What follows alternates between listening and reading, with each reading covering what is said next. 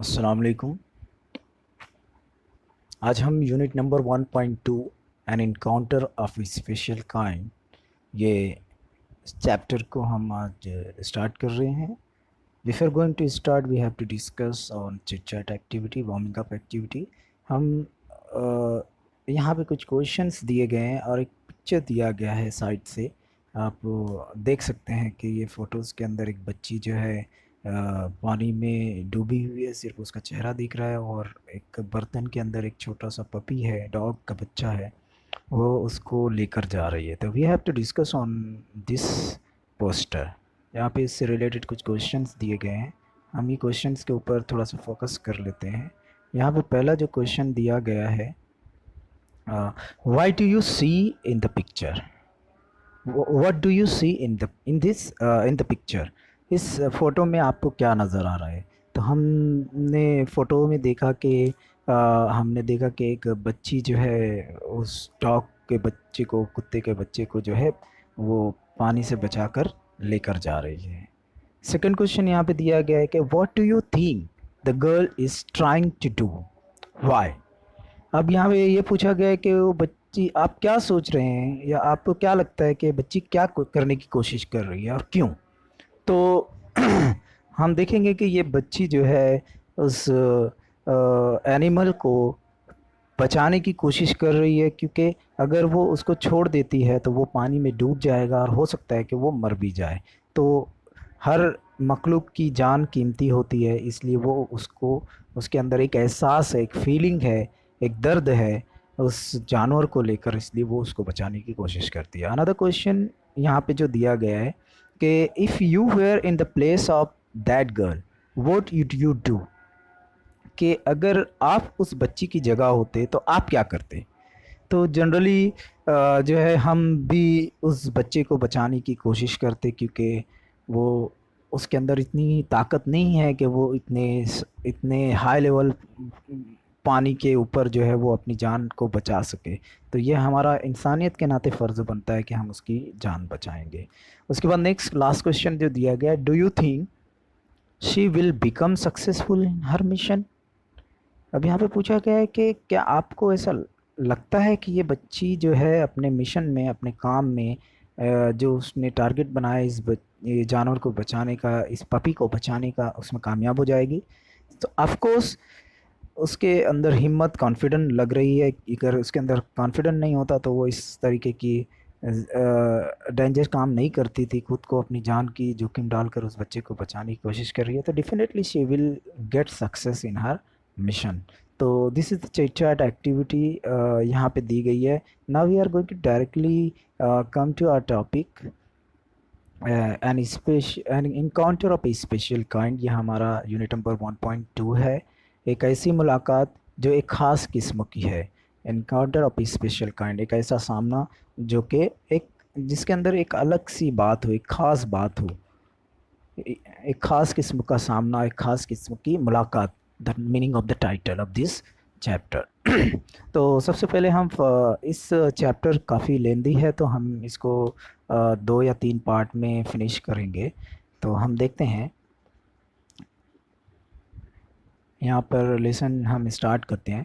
My father was a medical professional working for a private company in Raniganj in West Bengal. अब यहाँ पर writer जो है अपनी ऑटोबायोग्राफी को बयान कर रहा है।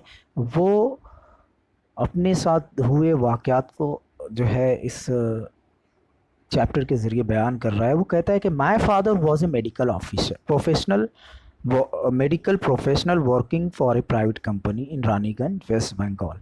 अब यहाँ पे एक बात क्लियर होती है कि राइटर कहाँ का रहने वाला है, वेस्ट बंगाल का है, और उसके वालिद जो है एक प्राइवेट मेडिकल कंपनी पे जो है वो काम करते हैं, और वो कंपनी रानीगंज का जो इलाका है वेस्ट बंगाल में, वहाँ पर मौजूद है। The offices of the company were housed in individual bungalows inside a large campus. अब यहाँ पे बताया गया कि उस कंपनी के जितने भी ऑफिसर्स थे उनको इंडिविजुअल बंगलो, इंडिविजुअल अलहदा अलहदा बंगलो बंगलोज जो है मतलब जो रहने के लिए जो क्वार्टर दिया जाता है, बंगला दिया जाता है। तो जैसे कोई भी प्राइवेट कंपनी होती है तो ऑफिसर्स जो होते हैं उस कंपनी में काम करने के लिए उनको रेसिडेंशियल फैसिलिटी दी जाती है। तो वैसे ही राइटर के वालिद जो है एक मेडिकल प्रोफेशनल कंपनी में काम करते थे, तो इनको भी जो है कंपनी की तरफ से जो है वहाँ के ऑफिसर्स को इंडिविजुअल बंगलोज दिए गए थे inside a large campus. Inside a large campus, अब लार्ज कैंपस मतलब एक बहुत बड़ा अहाता, जिसको हम कैंपस आमतौर से किसको कहा जाता है, एक बहुत बड़ा इलाका जिसको वॉल कंपाउंड से घेर लिया जाता हो। तो इनसाइड इनसाइड कैंपस के अंदर जो है इस तरीके से इंडिविजुअल बंगलोज ऑफिसर्स को दिए गए थे। Our house was in a corner of the campus, और हमारा जो घर था उस कैंपस के एक कॉर्नर में हमारा घर था। उसी कैंपस के कॉर्नर में हमारा भी घर था, जो कि कंपनी की तरफ से अलाउड किया गया था। The officers club was adjacent to the boundary wall of our garden. अब यहाँ पर उस कैंपर के अंदर ऑफिसर्स के लिए क्लब, स्पोर्ट्स क्लब भी बनाई गई थी, जो कि एडजेसेंट थी। एडजेसेंट का मतलब होता है बाउंड्री वॉल से बिल्कुल लगकर, उस बाउंड्री वॉल की दीवार से लगकर कॉर्नर में एक क्लब बनाया गया था, जहाँ पर ऑफिसर्स जो है शाम के वक्त जाकर कुछ इंडोर्स गेम जो है वहाँ पर खेला करते थे और अपने लीजर टाइम को स्पेंड किया करते थे। The compound was luxurious with green grass, colorful flowers, and a host of tall and majestic trees. अब यहाँ पे जो सराउंडिंग है उस कैंपस की यहाँ पे बताई जा रही है कि जो सराउंडिंग है उस कंपाउंड की was luxurious with green glass, मतलब पूरा जो कंपाउंड था उसके अंदर सब लॉन्स बने हुए थे, और लग्जूरियस ग्रास मतलब जो ग्रास उगी हुई थी वो बहुत लग्जूरियस, बिल्कुल ग्रीन ही नज़र आ रही थी। ऐसा लग रहा था कि ग्रीन कलर का कारपेट बिछा दिया गया, मतलब इट्स डिसेंट दिखाई दे रही थी। और कलरफुल फ्लावर्स, बहुत सारे कलरफुल फ्लावर्स भी थे। And A host of a tall Majestic trees.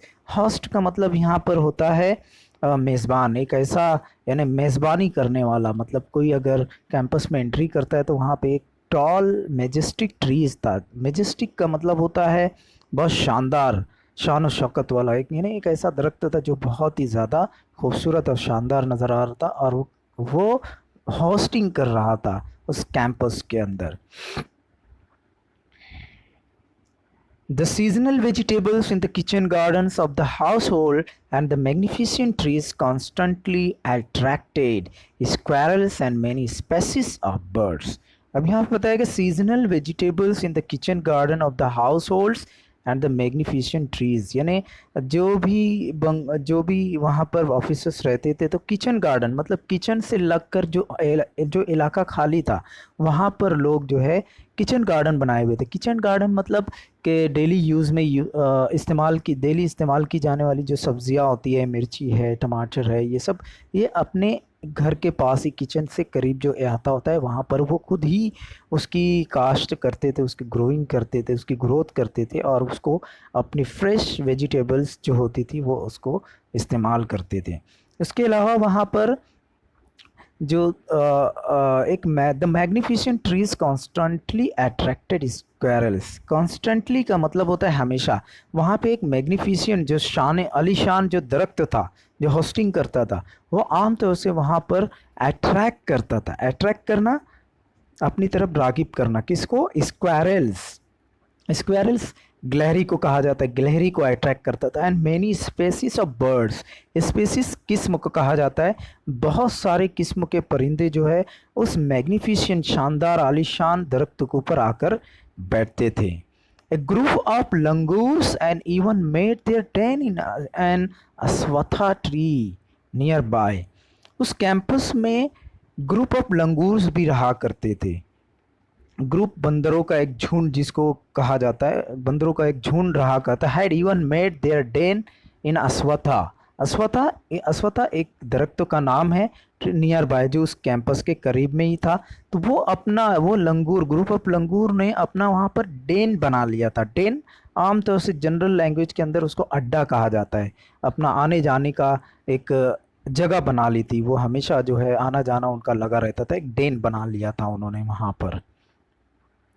They had all become a part and parcel of our existence and daily life.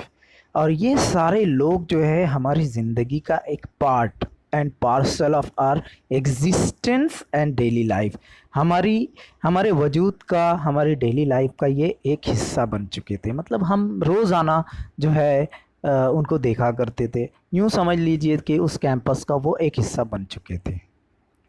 A small incident on a Saturday afternoon left a profound effect on me and unfolded before my eyes.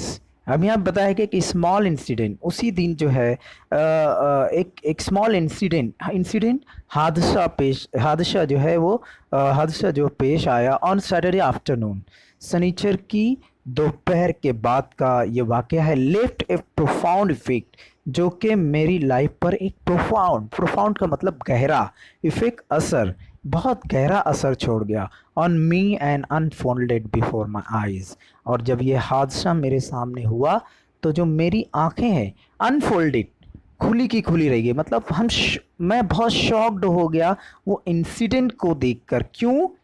A whole new dimension to the wonders of God's creation, क्योंकि खुदा की बनाई हुई मखलूक का एक ऐसा जलवा मैंने देखा जो मैंने कभी इससे पहले ना सुना था और ना ही देखा था। क्रिएशन का मतलब होता है मखलूक। It was a few days into the Puja vacation. अब यहाँ पर राइटर जो है नॉन मुस्लिम है, वो कह रहा है कि few days, it was few days into the Puja vacation. Puja vacation के कुछ दिन पहले की ये बात है। Few days into the Puja vacation के कुछ दिनों के बाद पहले की यह बात है ये। Just like for any other child, बिल्कुल उसी तरीके, just like for any other child, the holidays provided an opportunity for me to become engrossed in various magazines and story books published specially for children in the festive season. अब यहाँ पे writer कह रहा है कि बिल्कुल उसी तरीके से जैसे आम तौर से बच्चों को वेकेशंस मिलते हैं, बिल्कुल उसी तरीके से मेरा भी वेकेशन था। और वेकेशन के अंदर जो है बच्चे अपना लीजर टाइम को स्पेंड करते हैं, तो मेरा भी वही रूटीन थी। तो the holidays provided an opportunity मौका, हॉलीडे जो छुट्टियाँ होती है, तातील होती है, तो वो मुझे जो है एक अपॉर्चुनिटी प्रोवाइड की for me to become engrossed होना, गुम हो जाना, गर्क हो जाना, बिल्कुल खो जाना, various magazine and story books. यहाँ पर राइटर ये बताना चाह रहा है कि उसे जो है स्टोरी बुक्स पढ़ने का बहुत ही ज़्यादा शौक़ था, इसलिए वो अपनी छुट्टियों को मैगजीन्स और दूसरी एडवेंचर स्टोरीज़ पढ़ने में ज़्यादातर मसरूफ़ रखा, और वो पढ़ते पढ़ते बिल्कुल इनग्रोस्ड हो जाता था। Publish specially for children in festive season. Festive season यहाँ पे मतलब ये है कि जो फेस्टिवल के दौरान जो मैगज़ीन ख़ास तौर से वेकेशंस के अंदर छपती है, वो पढ़ने का बहुत ही ज़्यादा शौक़ था। After a hearty lunch, my parents and my younger sister lay down for an afternoon nap and I settled down with a story book. अब यहाँ पे बताया गया कि after a hearty lunch, hearty यहाँ पे बताया गया बिल्कुल सैर होकर खाना, मतलब बिल्कुल पेट भर कर खाना। आफ्टर ए हार्टी लंच, दोपहर का खाना बिल्कुल पेट भर कर खाने के बाद, my parents and my younger sister lay down for a afternoon nap. Lay down पड़े जाना, लेट जाना, फॉर एन आफ्टरनून नैप यहाँ पे कहना है कि हल्की नींद लेना, जिसको हम हमारे यहाँ पर कैलोला कहते हैं। दोपहर के खाने के बाद थोड़ा सा जो रेस्ट करना होता है, सोना होता है, तो उसको नैप कहा जाता है। And I settle down with a story book, यानी मेरे पेरेंट्स और मेरी सिस्टर जो है वो लेट गए फॉर ए नैप, और मैं जो है स्टोरी बुक के अंदर सेटल डाउन हो गया, खो गया। The quiet afternoon presented the perfect background for reading an adventure story. अब दोपहर के वक्त था, बिल्कुल साइलेंट माहौल था, और ये परफेक्ट टाइम था एडवेंचरस स्टोरी पढ़ने का। The quiet afternoon presented perfect, बिल्कुल perfect backdrop for reading an adventure story, मतलब एक अच्छा समय था, दोपहर के वक्त लोग सोए हुए रहते थे, कोई तरीके का शोर और डिस्टरबेंस नहीं, तो स्टोरी पढ़ने में काफ़ी मज़ा आता था राइटर को। The silence was occasionally broken by the sound of my family snoring.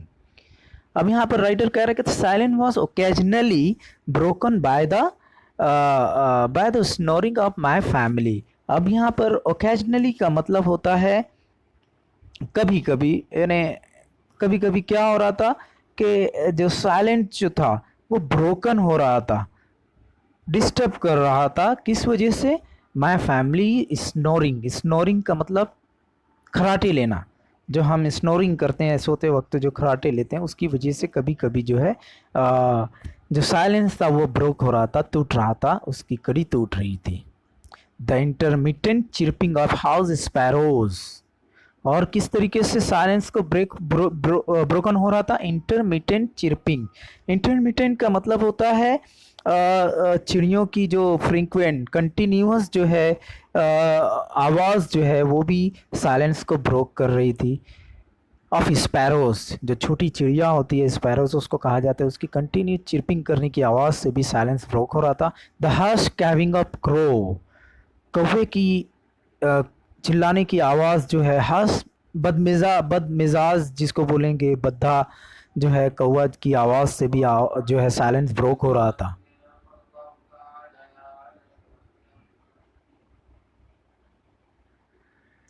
हाँ, तो हर्ष कैविंग ऑफ स्क्रो, the shrill call of a kite flying high above the ground.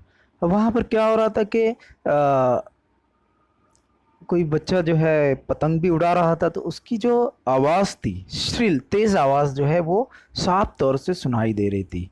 Minutes ticked bye, घड़ी की जो आवाज़ थी, उसकी जो टिक की आवाज़ थी, इतना साइलेंट था कि उसकी मशीन की आवाज़ की टिक टिक भी हमें जो राइटर को सुनाई दे रही थी। I become deeply absorbed in the book. और ये सिचुएशन में मैं पूरी तरीके से उस स्टोरी बुक के अंदर एब्जॉर्ब्ड हो गया, गर्क हो गया, खो गया। Suddenly I heard a group of street dogs barking furiously in the distance. अचानक क्या हुआ कि मैंने कुत्तों के भूखने की, बार्किंग भूखना, furiously in the distance, continuous भूखने की आवाज़ जो है मुझे सुनाई दे रही थी। और मैं ये अंदाज़ा लगा रहा था कि ये आवाज़ करीब से नहीं थी बल्कि डिस्टेंस से आ रही थी। I chose to ignore the commotion.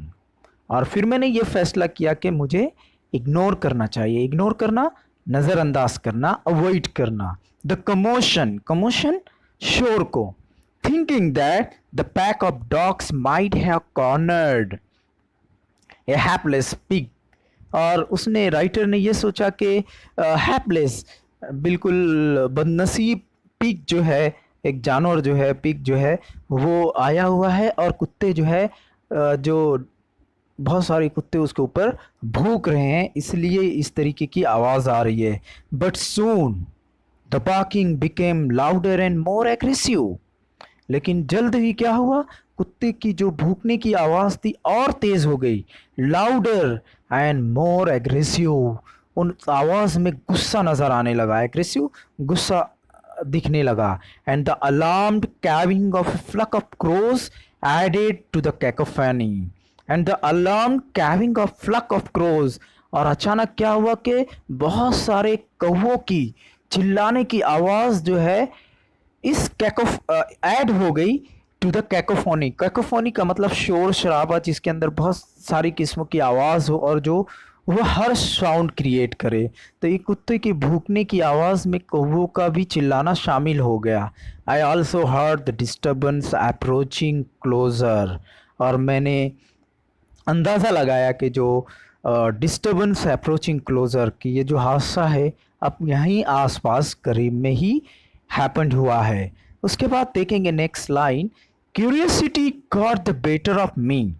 और जो क्यूरियसिटी थी, क्यूरियसिटी तजस्सुस जिसको कहेंगे, got the better of me, यानी मुझे मजबूर कर दी, लिविंग द बुक असाइड, यानी मैं मजबूर हो गया ये शोर को अंदाज़ा लगा करके, नहीं ये आउटसाइड ही कहीं तो भी हो रहा है, तो मैंने अपनी बुक को कीप अ साइड, साइड में रखा। I rush to the veranda to see what was going on, और मैं वरांडे की तरफ दौड़ कर गया कि आखिर क्या चल रहा है।